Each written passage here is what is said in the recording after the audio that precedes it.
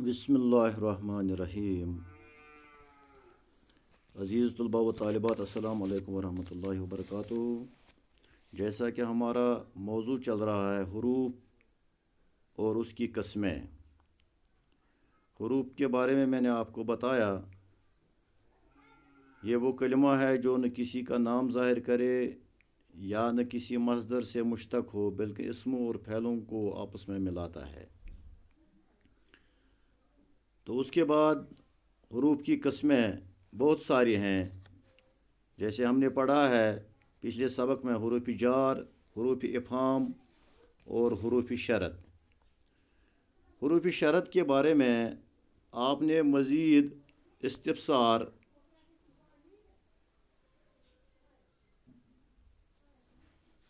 किया है कि इसकी मज़ीद तशरीह कीजिए। मैं आपको एक फ़िक्रा की रूह से समझाना चाहता हूँ। अगर मैंने मेहनत की होती तो मैं कामयाब होता, मगर मैंने लापरवाही की।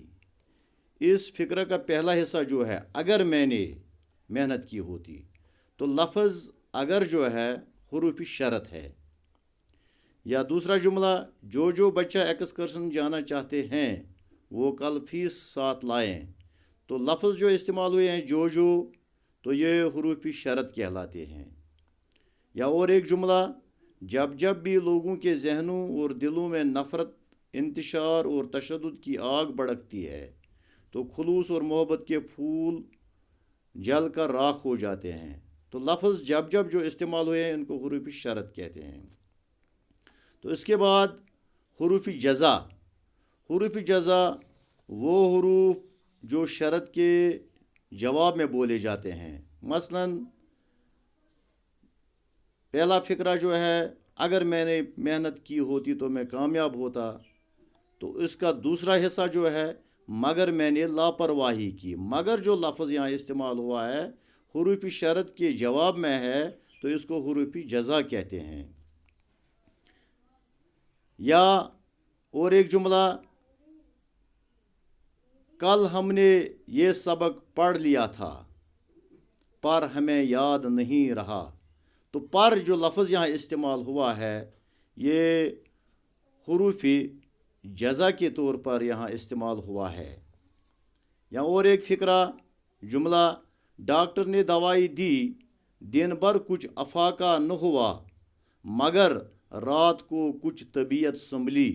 मगर जो यहाँ लफ्ज़ इस्तेमाल हुआ है हुरूफ जज़ा कहलाता है। तो इसके बाद हुरूफ अतफ़। हुरूफ अतफ़ वो हुरूफ जो दो कलमों को आपस में मिलाएं। मसलन और, भी, फिर। जैसे फ़िक्रा है, तारा और रोमी कॉलेज गए, तो लफ्ज़ यहाँ जो और इस्तेमाल हुआ, इसने दो इसमों को, दो लफ्ज़ों को मिलाया, तो इसको हुरूफ अतफ़ कहते हैं। या इसको जैसे आप अंग्रेज़ी में कंजक्शंस भी कहते हैं। दूसरा जुमला, पहले गुड़िया फिर नीलोफर हाजिर हुई, तो फिर लफ्ज़ जो यहाँ इस्तेमाल हुआ हुरूफ अतफ़ कहलाता है। उसके बाद है हुरूफ इज़ाफ़त। हुरूफ इज़ाफ़त जो दो इसमों के बाहमी ताल्लुक़ को ज़ाहिर करें, इनकी तादाद 9 है। मसलन का, के, की, रा, रे, री, ना, ने, नी। जैसे जुमला है, ये किसकी किताब है। की जो लफ्ज़ इस्तेमाल हुआ है हुरूफ इज़ाफ़त कहलाता है। अहमद की टोपी मोहम्मद के सर। और यह की और के जो हैं ये दो हुरूफ जो हैं हुरूफ इज़ाफ़त कहलाते हैं। आपका नाम क्या है। आपका, ये का जो इस्तेमाल हुआ है ये हुरूफ इज़ाफ़त कहलाता है। तुम्हारा भाई कहाँ है। तुम्हारा, ये रा जो यहाँ इस्तेमाल हुआ है हुरूफ इज़ाफ़त कहलाता है। तुम्हारी बहन किस जमात में पढ़ती है, तो ये री, तुम्हारी जो है यहाँ ये री जो इस्तेमाल हुआ है ये हुरूफ इज़ाफ़त कहलाता है। इस तरह बहुत सारे ऐसे जुमले हैं जिनमें ये हुरूफ इज़ाफ़त इस्तेमाल होते हैं। तो उसके बाद हुरूफ इस्तिदराक। हरूफ इस्तिदराक वो हरूफ जो पहले जुमले के शुबा को दूसरे जुमले में इस्तेमाल करके दूर करे। मसलन अगरचे, लेकिन, गो। जुमला इस तरह, मैं उनको महफिल में बुलाता लेकिन उनसे राबिता न हुआ। ये लेकिन लफ्ज़ जो यहाँ इस्तेमाल हुआ, इसने पहले जुमले के शुबा यानी शक को दूर किया। मैं उनको महफिल में बुलाता लेकिन उनसे राबिता न हुआ। तो लेकिन जो यहाँ इस्तेमाल हुआ तो इससे पहले जुमले के हिस्से का शक दूर हुआ। अगरचे वो मुझसे दूर ही है लेकिन मेरे दिल में वो बसा है।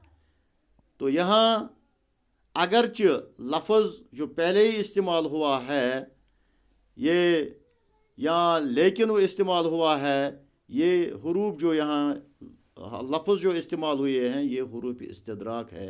यानी हरूफ इस्तिदराक का माने जो पहले जुमले के शक को दूसरे जुमले में इस्तेमाल करके दूर किया जाए। इसके बाद है हरूफ अस्तस्ना, वो हरूफ जो एक चीज़ को दूसरी चीज़ से जुदा करें। मसलन मा सिवा, फिर, बिन। जुमला इस तरह है, सब बच्चे स्कूल आए मा सिवाय अदनान के। तो मा सिवा लफ्ज़ इस्तेमाल हुआ है, हरूफ अस्तस्ना कहलाता है। यानी इसने जुमले के दो हिस्सों को अलग करने का काम दिया।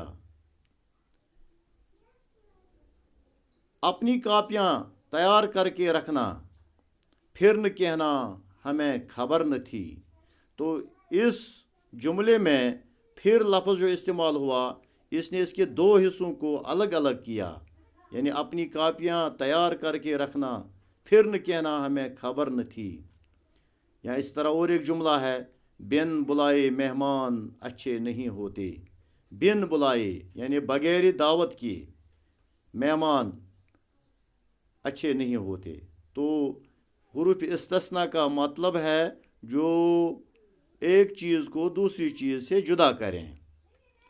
इसके बाद है हरूफ तहसीन। हरूफ तहसीन और हरूफ इंबिसात एक जैसे होते हैं। वो हरूफ जो तारीफ़ के मौके पर बोले जाते हैं या वो हरूफ जो खुशी और मसरत के लिए इस्तेमाल किए जाते हैं। दोनों हरूफों में एक ही अल्फाज इस्तेमाल होते हैं। मसलन मरहबा, वाह वाह, क्या कहा, आहा, वाह, अल्लाह अल्लाह। तो इनको हरूफ तहसीन कहते हैं। मसलन वाह वाह क्या स्वादिष्ट था,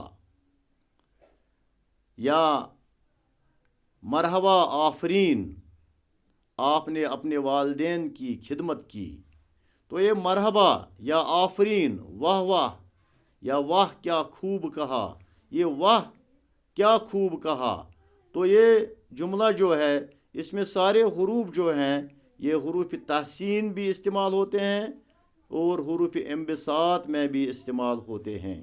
तो इनको हरूफ तहसीन कहते हैं। इसके बाद है हरूफ तासुब। हरूफ तासुब वो हरूफ जो अफसोस, तकलीफ़ या घबराहट के मौके पर बोले जाते हैं। मसलन उफ, हाय, आह। जैसे जुमला है, हाय मेरे मौला रहम फरमा, आह क्या मुसीबत है ये कोरोना वायरस। ये लफ्ज़ जो यहाँ इस्तेमाल हुए, हाय, आह, उफ। जैसे कोई थक कर चोर होता है तो वो कहता है उफ बहुत ही थक चुका हूँ। तो ये लफ्ज़ जो इस्तेमाल यहाँ हुए हैं, हाय, आह, उफ, तो इनको हरूफ तासुब कहते हैं जो तकलीफ़ या घबराहट के मौके पर बोले जाते हैं। तो उसके बाद है हरूफ ताजुब। जब किसी बात पर ताजुब हो, हैरानगी हो, परेशानी के मौके पर बोले जाते हैं। मसलन ला हौल वला कुव्वत इल्ला बिल्लाह। जैसे कोई खुदा न खासा कहीं पर कोई हादसा होता है तो एकदम इंसान की ज़बान से یہ الفاظ ادا ہوتے ہیں لا حول ولا قوت الا باللہ. تو اس کے بعد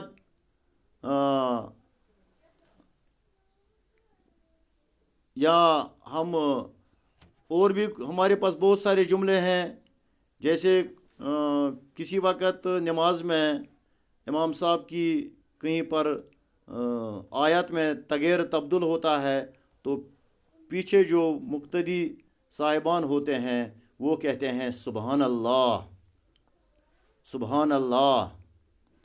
تو اس کو لقمہ کہتے ہیں، لقمہ دیا جاتا ہے. تو یہ سبحان اللہ لا حول ولا قوت الا باللہ حروف تعجب ہے جو حیرانگی اور پریشانی کے موقع پر بولے جاتے ہیں. اس کے بعد ہے حروف ندا. حروف ندا جو پکارنے کے لیے حروف استعمال ہوتے ہیں. جیسے ہمیں کسی کو پکارنا ہوتا ہے تو ہم کہتے ہیں اس کو ارے، او جی، اجی. تو ارے کہاں جا رہے ہو؟ تو ارے جو لفظ یہاں استعمال ہوا حروف ندا ہے. او جی کیوں شرارت کرتے ہو؟ تو او جی جو ہے تو یہ حروف ندا ہے جس میں آواز دی جاتی ہے، جس میں پکارا جاتا ہے. تو حروف ندا کے جواب میں جو حروف بولے جاتے ہیں ان کو حروف ایجاب کہتے ہیں، جو حروف پکارنے کے جواب میں بولے جاتے ہیں. مثلاً جی ہاں، ہاں درست فرمایا.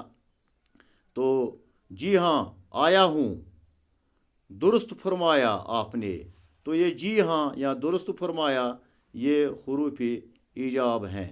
تو اس کے بعد ہیں حروف علت، وہ حروف جو کسی امر کا سبب ظاہر کریں. مثلاً چونکہ، لہذا، پس، تاکہ.